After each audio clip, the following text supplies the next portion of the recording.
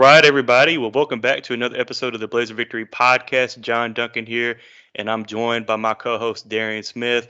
And our other co-host Jimmy Marion is not going to be available this week because he was so upset of what happened against the Memphis Tigers this past Sunday, so he couldn't join us. Nah, I'm just kidding. He is out of town on business, so Jimmy will be back to join us next week.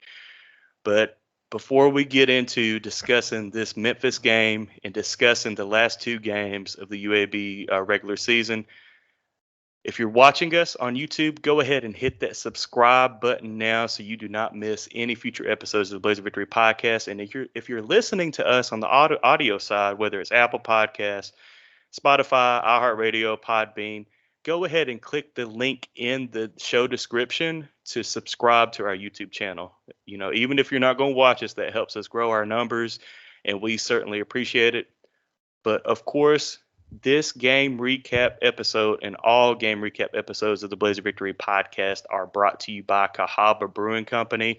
Guys, if you haven't gone down to the tap room or tried the Blood Orange Blonde that they just released, you are definitely missing out. You definitely need to go to either the tap room or your local supermarket and pick up a 6-pack of the Blood Orange Blonde from Cahaba.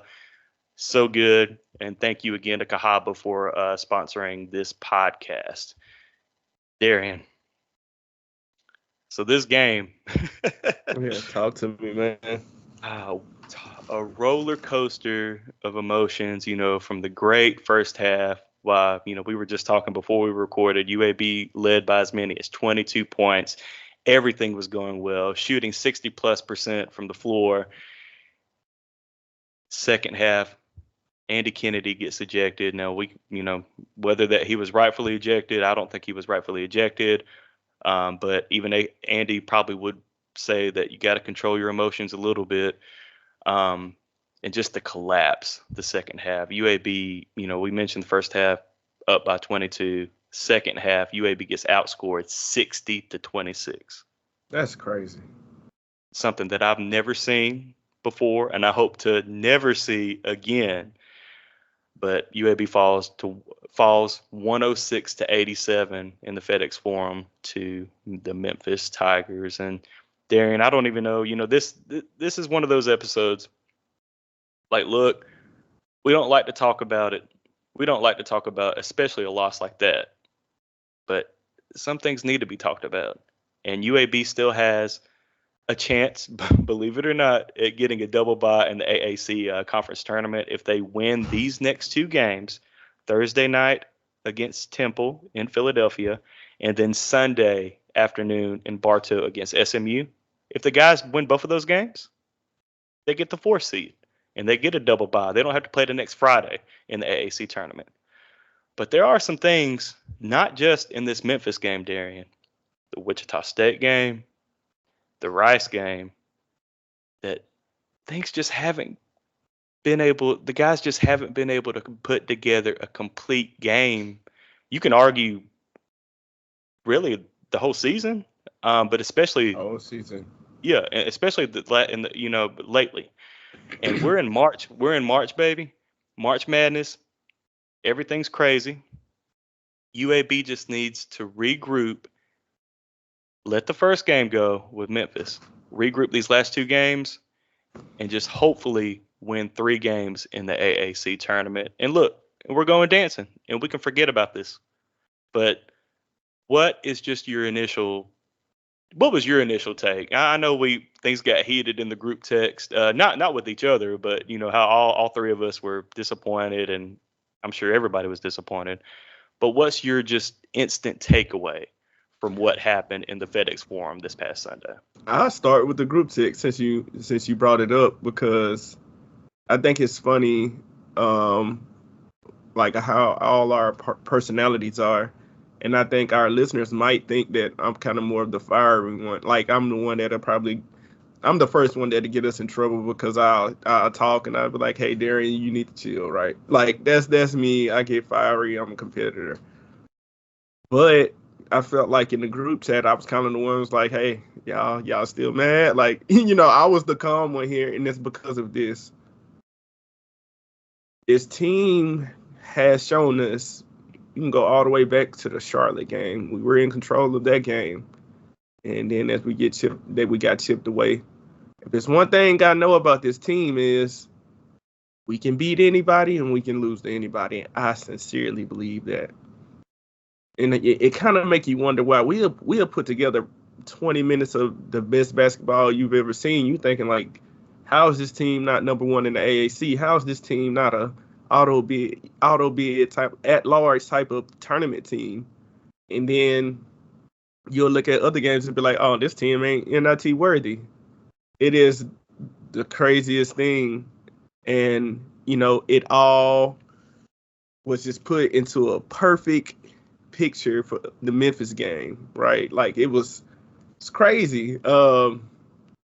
So I like to talk online, especially the Memphis fans. Like I like to chat, and I just like to talk noise because I don't like them. And I didn't. When we went up, I did not, because what history has showed us, we have to put together a complete game, right? And you ever seen those boxing matches, like guys going at it or whatever, and a guy could be winning, yeah, and then all of a sudden the guy get hit with a straight left or uppercut, right?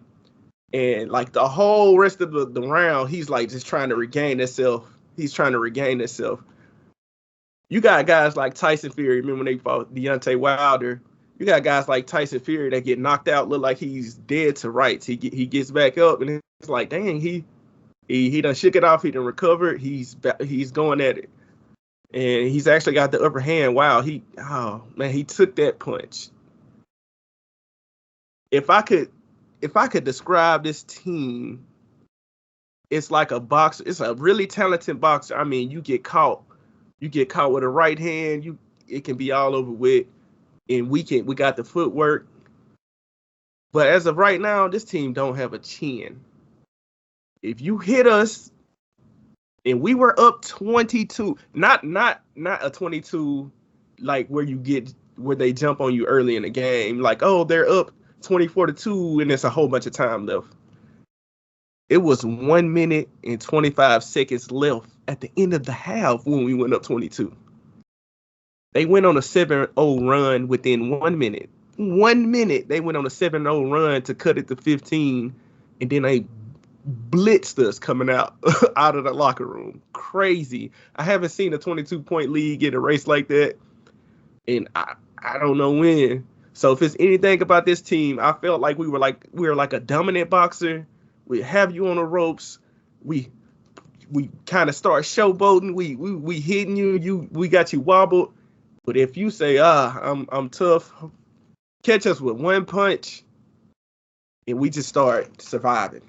We start we on the run, and that's just how it feels. I don't know how else to describe it, but I feel like once we get hit with a barrage, we get unsure of ourselves.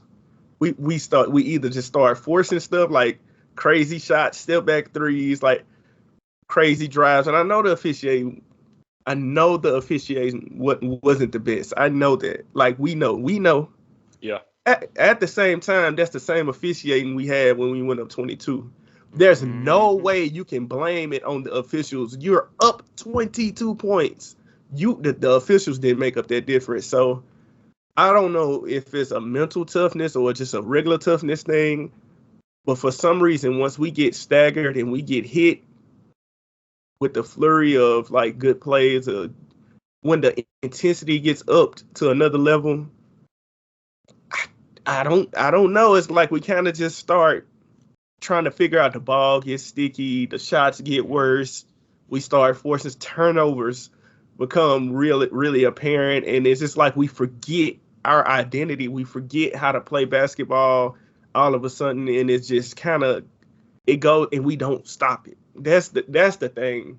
It happens to all of us, but something within this team's DNA to where they don't stop. It's not a blood clot. We bleed out. Your body creates blood clots when you're bleeding, when you cut yourself to stop the blood. We just bleed out every time. And I'm like, man, this is the best, worst team or the worst, best team. I don't know.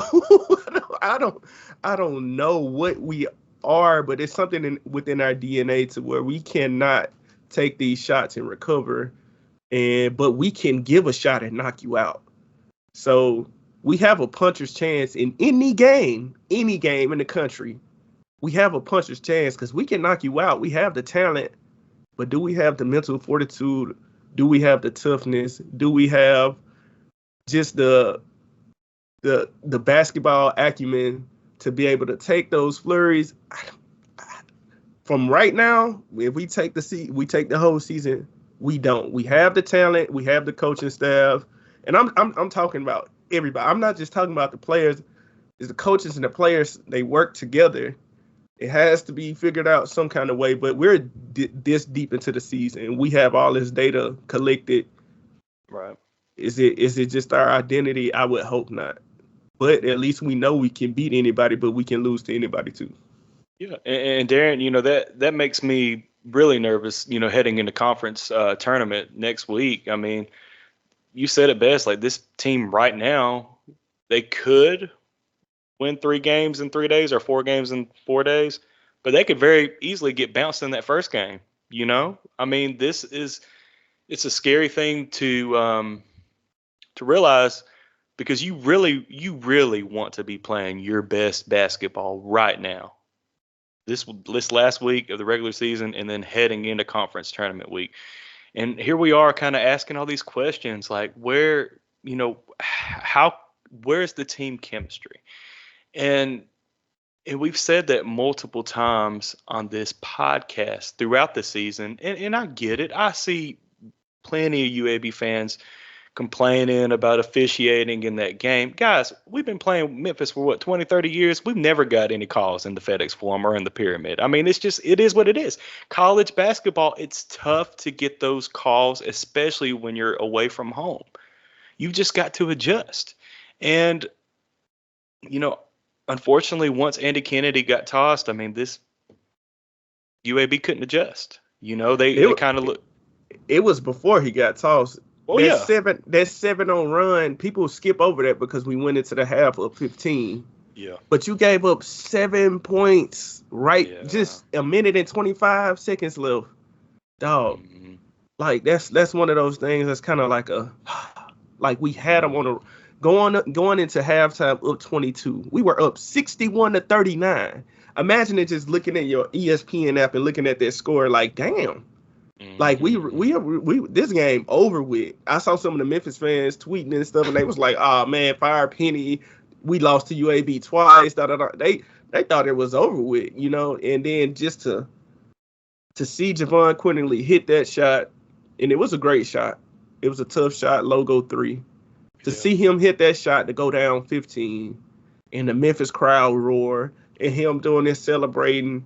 You see that body language, from Quinterly, and you were like, and even, hey, bro, Jimmy said it in the group text. He was like, I mean, I know we're still up 15, but that last shot, has me worried. And I mean, he ended up being right. Now, I mean, I don't know. I get Quinterly's a special player. I mean, there's a reason he played for Alabama for those years, and he's playing for Memphis. And he's a hard person to guard, especially when shots are falling.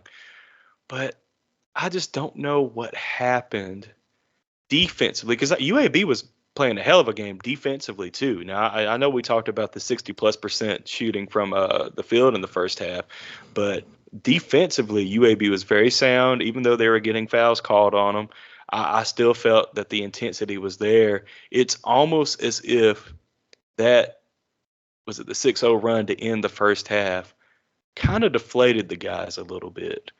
And then when they came out of the locker room that second half to go on, what was it? Ended up being like a 13-0 run or something like that. You could kind of sense it, and the frustration on the sideline. Definitely our court side definitely showed with the coaching staff. They were visibly frustrated. Andy gets upset about probably should have been a foul called on Memphis, but I don't know. You could kind of just see the tide swinging, and kind of, especially being at Memphis, you could kind of see them start to get into the ball game.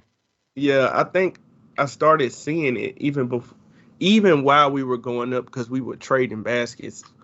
And so in the first half, offensively, and I get it, sometimes you're gonna go through those spells, you're not gonna always be perfect. But we had the ball humming, right? It was moving, we were getting open dunks. We were just having the ball humming, and we were just making shots. I mean, that can be the great equalizer. And that's how Wichita State beat us. They had that one guy to just keep them in the game, and then they got going. But Yeah, shot number making, 4. Yeah. yeah, shot making is a great equalizer. So Vasquez was making shots, like we were making shots, right? And but if you started noticing, like the last 3 minutes or so, 4 minutes, they just started going to the hole like crazy, and we could not stop them. Look at the amount of free throws we were giving up. That's how we had all of that foul trouble on all those guys, because they just started pushing the pace, make or miss. Whether they never got deflated, and they kept just going to the hole. David Jones, free throws. Quinterly, free throws. Naquan Tomlin, who had a great game, he kept just free throws. And I'm just like, it started to worry me. Even though we were up and we were making shots, I'm like, it's not sustainable. Like, our shot making versus how they were getting their points. The way they were getting their points was sustainable. It was something you build off of. The way we got ours was kind of like, oh, we make a shot. We just train baskets. Look at us. We're having, but that'll stop. It's a game. It's a basketball game. You're going to miss a three. Then you come back down court. You say, okay, I'm going to take another jumper. You miss that. Then you say, okay, let me force it into the hole. And then it's like offensive foul. And then at the same time, they're coming down court and they are just saying, you can't guard me. I'm going past you, and if you are, you're fouling me. And I'm just like, this is worrisome. And then they had that 7-0 run, and then they had a freaking 60-26 run in the second half. And man, I don't know. I don't know, bro. Like, we have to keep our competitiveness, we have to keep our edge, and we have to keep our freaking marbles. We get this deer in the headlights, right? Like, we started turning the ball over. We start taking these horrible shots, bro. And it's like, then we start forcing things, and I'm just like, we look like when I coached my little league, well, not little league, but when I coached my girls, sometimes they look like, what am I supposed to do? They look over like, hey, they grab the rebound. Like, do I shoot? I'm like, shoot the ball. Like, see, we kind of get this whole, like, I see it in my little kids, and I see it in them. It's like, what are you afraid of? Almost like, are you afraid of messing up? Just go play ball, man. Just go do the thing that you do, and we can beat anybody. We can win the tournament. I don't even know what seed I want to. We keep talking about the double bye. At this point, I'm kind of like, what does it matter? Because I don't care who we play. I really don't care. I don't care who we play because we've lost to the worst teams. We've beaten the best teams. It doesn't matter who we play. I understand having that extra, not having to play that extra day. I get that part of it. But as far as who we're lined up against, I really don't care. FAU, USF, SMU. I'm like, dog, just roll the ball out, because we don't know what we're gonna get from us. We play UTSA. UTSA can totally smack us if we don't act right, if we don't play right. Yeah, this league at the AAC from top to bottom is good. Even the bad teams. I mean, but we talk about like a Wichita State, Rice, Temple, who UAB is going to play tomorrow night. I mean, they can beat anybody. I mean, we sure as hell know that. I mean, we've lived it. So yeah, I see what you're saying. I really do want the double bye, though. I mean, statistics show, and we don't have Mr. Stats Jimmy here on this episode, but getting that bye more, a team with a bye more than likely has a higher chance of winning the tournament, instead of a team that plays 4 or 5 days, Right. But I'm just glad that we don't have to play with that stupid curtain in between two courts, like in the Conference USA. So, hey, anything goes. I agree with you, bro. Like, anything can happen, and you could tell me. I mean, I believe it. UAB could Hopefully not, but they could lose tomorrow night in Philadelphia to Temple, and then I wouldn't be surprised. me either. And people don't realize. I mean, before losing to their last game, I mean they were on a winning streak. Temple was so. I mean, it would not shock me at all. And then we're definitely going to be playing four games. I mean, UAB realistically could be the 4 seed, or they can fall all the way down to like the 7th seed. And that's just the situation that we put ourselves in. We're just got to start getting things going in the right direction. We've got to start. Yaks has got to take over games. And we've seen Yaks take over games. Speaking of that Wichita State game, UAB does not come remotely close to either tying that game or having a chance to win the game against Wichita State. I mean, without him taking over. But the guys are just going to have to do some digging, soul searching these last 2 weeks, and just, do we want it or not? I mean, I can tell you this.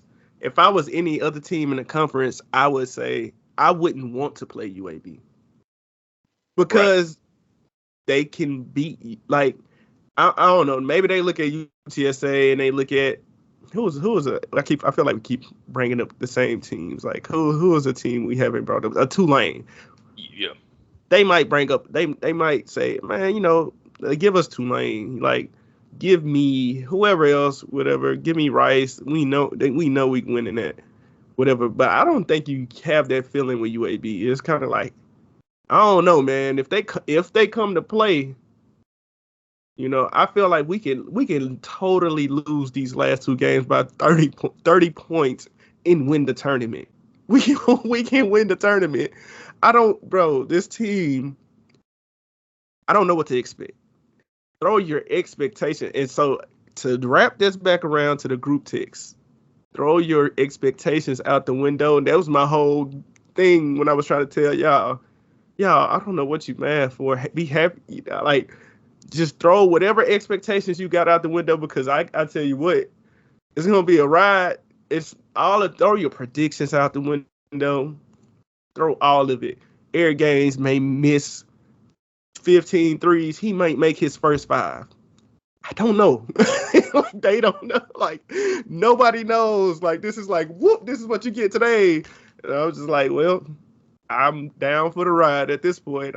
Hey, we're UAB fans. We bleed green and gold. So I'm just down for the ride. Hopefully we get the good team to show up, and that's all I got. Like, hopefully the good UAB will show up. Good UAB showing up for the whole game.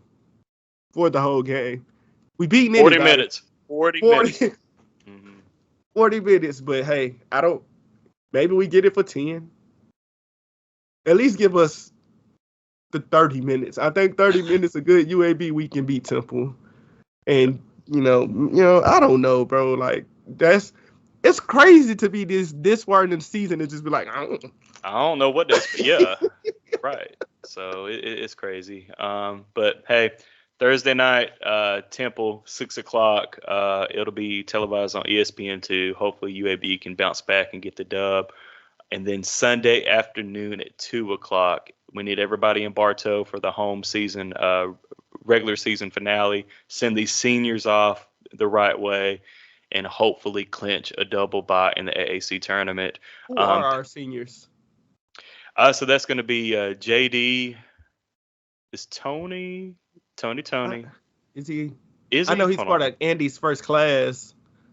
Yeah, let me see. That's actually, I know JD is a senior. I think Eric can come back another year. I'm so confused. Does that have anything to do with the COVID year or something? I don't know. It's the COVID. Mm-hmm. Yeah, so I think this is great podcasting. So John Coleman's gone. Let me look. Okay. I don't even see. Yeah. No, Tony's a junior, so he'll be back another year. You're right. Oh, that's a misstep on my part. But yeah, so definitely just JD, because he was a redshirt senior, so he will be graduating, or he'll be leaving. So hey, everybody get up there, Bartow, Sunday 2:00. Shout out, If you can't, ESPN Plus is going to stream it. But I mean, we'll see what happens. Hey, Patreon supporters, there was a new episode in your feed last week, late last week, as the UAB football schedule was released. So we did an instant reaction to the football schedule and our thoughts, instant analysis on the schedule, which we think is a very favorable schedule. Fingers crossed, should be. So patreon.com/blazerpod. Also, Patreon supporters, we put the post up yesterday, Tuesday. We are going to have a spring Q&A show and maybe even maybe a two-parter. We've already got like 20 questions already. About football only? Football. Thomas asked a couple about really good questions about basketball. Shout out to Thomas, man. Yeah, shout out, man. Yeah, but Patreon supporters, if you haven't already, definitely log into your Patreon account and comment on that post your question that you would like us to answer as UAB football is about to start spring ball in a couple weeks. So get those in before next Tuesday, and hopefully later next week we are going to answer those questions right before UAB kicks off spring practice. But if you're not a Patreon supporter, $5 a month gets you access to exclusive episodes, or you can join annually and save 10% on a 12-month membership. So if you have not already, patreon.com/blazerpod. But again, YouTube channel, subscribe, like, comment. Let's do a comment right now. If you're watching this YouTube stream, what does UAB have to do to put it together? These last two games to end the regular season and heading into March Madness conference tournament before March Madness. Hopefully there's a March Madness. John, tell them, please tell them to let us know, because we don't know. Like, clearly we asking y'all. Y'all seen us at our worst. Y'all seen us at our best. We've lost to the worst. We've beaten the best. Vice versa. I don't know, guys. I'm pretty sure that's how Andy could be feeling at this point. Like, I don't know. Yeah. I don't know. We practice. We do our thing. We have meetings, so maybe it's the listeners, Maybe the listeners can say, this is what I've been seeing. And maybe y'all can tell us, because we need help. We're asking John is not just asking a question. He's asking for help. And hey, y'all make sure, like John said, to get on that Patreon, because I'm more unfiltered anywhere I go, even though John had to get to me and tell me to be more filtered when we. But guess what? You get more unfiltered John and Jimmy on the Patreon, right? You want to see them be a little bit more unfiltered.